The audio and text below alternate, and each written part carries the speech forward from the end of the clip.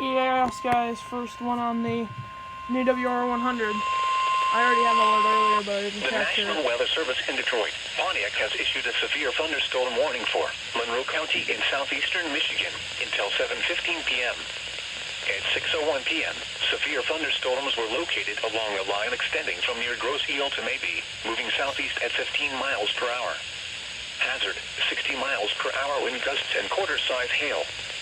Source, radar indicated. Impact, hail damage to vehicles is expected. Expect wind damage to roofs, siding, and trees. Severe thunderstorms will be near Carlton around 6:30 p.m. Monroe around 6:35 p.m. Other locations impacted by these severe thunderstorms include Carlton, Monroe, Dundee, Temperance, Ida, Petersburg, Lapeer, Maybe, Lambertville, and Ottawa Lake. People attending Monroe County Fair should seek safe shelter immediately. Repeating, a severe thunderstorm warning has been issued until 7:15 p.m. for the following county, Monroe, Michigan. Yeah, the earlier alert was a special rain warning. That says right there.